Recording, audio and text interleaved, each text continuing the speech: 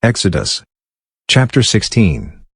They took their journey from Elim, and all the congregation of the children of Israel came to the wilderness of Sin, which is between Elim and Sinai, on the 15th day of the second month after their departing out of the land of Egypt.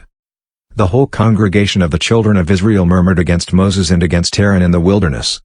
And the children of Israel said to them, "We wish that we had died by Yahweh's hand in the land of Egypt, when we sat by the meat pots, when we ate our fill of bread, for you have brought us out into this wilderness to kill this whole assembly with hunger."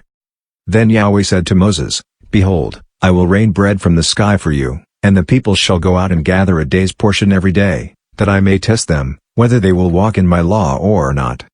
It shall come to pass on the 6th day, that they shall prepare that which they bring in, and it shall be twice as much as they gather daily." Moses and Aaron said to all the children of Israel, "At evening, you shall know that Yahweh has brought you out from the land of Egypt. In the morning, you shall see Yahweh's glory, because he hears your murmurings against Yahweh. Who are we, that you murmur against us?"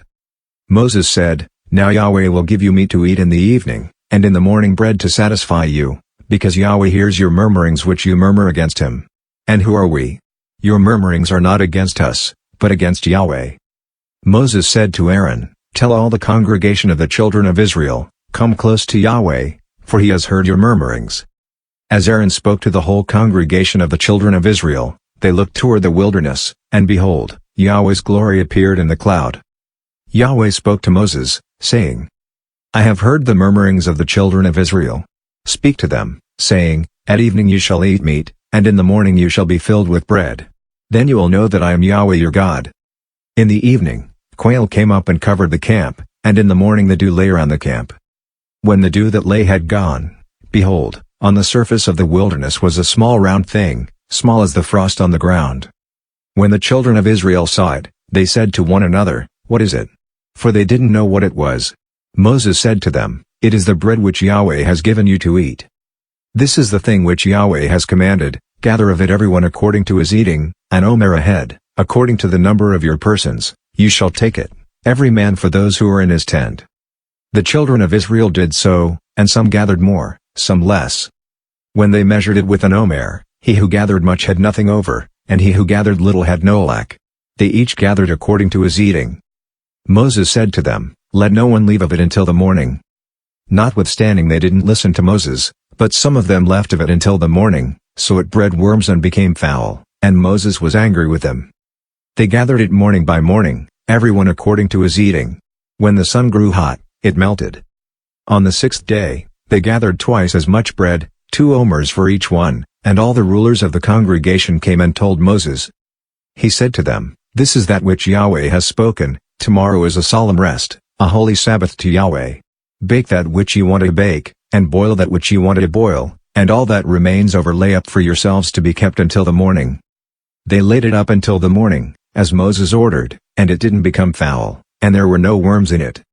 Moses said, "Eat that today, for today is a Sabbath to Yahweh. Today you shall not find it in the field. 6 days you shall gather it, but on the 7th day is the Sabbath.